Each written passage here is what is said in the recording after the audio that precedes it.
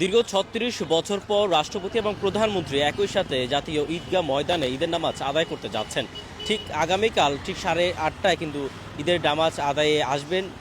বিএনপির বর্তমান চেয়ারপারসন এবং বর্তমান সরকার প্রধান অর্থাৎ প্রধানমন্ত্রী তারেক রহমান এবং পাশাপাশি থাকবেন রাষ্ট্রপতি শাহাবুদ্দিন চুপ্পু। দর্শক, গ্লোবাল টেলিভিশন থেকে আমি ইমরান হোসেন সরাসরি সংযুক্ত হয়েছি, আপনাদেরকে যুক্ত করেছি জাতীয় ঈদগাহ ময়দান থেকে। সেখান থেকে দেখানোর চেষ্টা করছিলাম ঈদগাহ ময়দানে যে সর্বশেষ প্রস্তুতি কতটুকু রয়েছে সেটি জানানোর জন্য সরাসরি যুক্ত হয়েছে। দর্শক, জানিয়ে রাখি আগামীকাল অর্থাৎ রাত পোহালে পবিত্র ঈদ উল ফিতর এবং ঈদ উল ফিতরের নামাজকে কেন্দ্র করে কিন্তু জাতীয় ঈদগাহ যে ময়দান রয়েছে সেই ময়দানে ব্যাপক ধরনের প্রস্তুতি কিন্তু আমরা দেখতে পাচ্ছি এবং একাধিক আইন শৃঙ্খলা রক্ষাকারী বাহিনী কিন্তু তৎপরতা রয়েছেন এবং চতুর্পাশে কিন্তু তার যে নিরাপত্তা বেষ্টনী সেটি দেখা যাচ্ছে। পাশাপাশি জানিয়ে রাখি সরকারের পক্ষ থেকে জানানো হয়েছে এই এবারের ঈদগাহ ময়দানে এই মাঠে কিন্তু প্রায় ৩৫ থেকে ৪০ হাজার মানুষ কিন্তু একই সাথে ঈদের নামাজ আদায় করতে পারবেন। সবকিছু মিলিয়ে এবারের ঈদের নামাজ কিন্তু ঐতিহাসিকভাবে স্বীকৃতি পেতে যেতে পারে, কেননা বিএনপি ক্ষমতায় আসার পর কিন্তু বর্তমান প্রধানমন্ত্রী তারেক রহমান কিন্তু রাষ্ট্রপতির সাথে একই সাথে কিন্তু ঈদের নামাজ আদায় করবে, সেটি আসলে বাংলাদেশের মানুষ কিন্তু অনেকটা আগেই দেখেছিল সবথেকে বলা চলে। সবকিছু মিলে যদি বলি, তারেক রহমান এবং শাহাবুদ্দিন চুপ্পু অর্থাৎ রাষ্ট্রপতি একই সাথে ঈদের নামাজ আদায় করতে যাচ্ছেন, সেটিকে ঘিরে কিন্তু এরই মধ্যে যে ঈদের নামাজকে ঘিরে যে ব্যাপক প্রস্তুতি সেটি আমরা দেখতে পাচ্ছি এবং শেষ মুহূর্তের প্রস্তুতি কিন্তু নজরে পড়ছে এবং প্রথমে ঢুকতেই কিন্তু যে নিরাপত্তা বেষ্টনী সেটি পার করার পরে কিন্তু এমন একটা ট্রাফিক ম্যাপ দেওয়া আছে যে দিক দিয়ে আসলে জানা যাবে কোন রোডটি বন্ধ রয়েছে এবং কোন রোডটি দিয়ে আসা যাবে এবং পার্কিংয়ের যে ব্যবস্থা সবকিছু মিলিয়ে সর্বশেষ যে দিক নির্দেশনা সেটি কিন্তু জানানো হচ্ছে এবং একই সাথে যেহেতু রাষ্ট্রপতি এবং প্রধানমন্ত্রী নামাজ পড়তে যাচ্ছেন, সেক্ষেত্রে আসলে মানুষের মধ্যে অনেকটা উৎসব আমরা দেখতে পেয়েছি এর মধ্যে। এবং জানিয়ে রাখি, আজ সকাল থেকে কিন্তু ঢাকার আবহাওয়া কিন্তু বেশি বিরল বলা চলে, কিছুক্ষণ পর থেমে থেমে বৃষ্টি হচ্ছে। সবকিছু মিলিয়ে যে বৃষ্টির যে প্রভাব সেটি যেন কোনোভাবে এর মধ্যে না পড়ে, সেজন্য আসলে 1 মাস আগ থেকে যে প্রস্তুতি সেই প্রস্তুতির কাজ এখন শেষ পর্যায়ে এবং আমরা দেখছিলাম শেষ মুহূর্তে যে প্রস্তুতি সেটি কিন্তু এই মুহূর্তে দেখা যাচ্ছে। দর্শক, দেখতে পাচ্ছেন যেই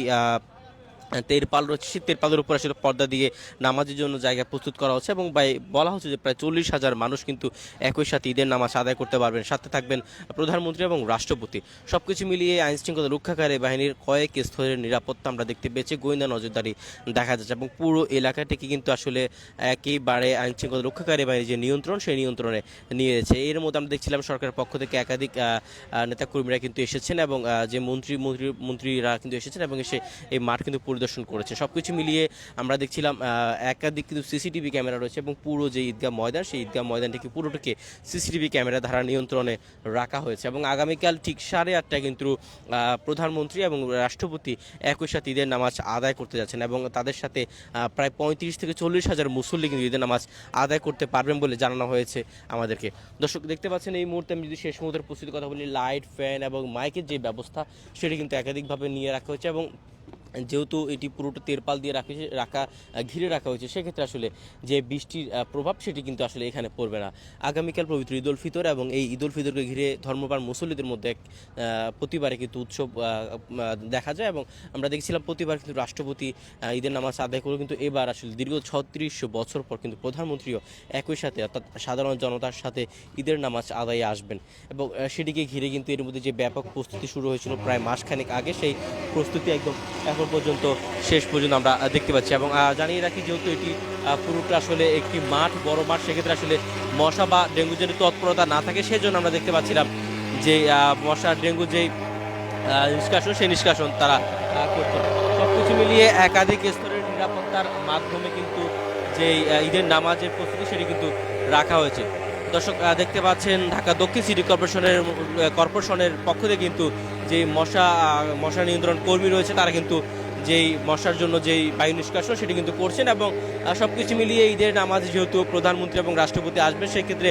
বাড়তি নজরদারি রয়েছে আইন শৃঙ্খলা রক্ষাকারী বাহিনী সহ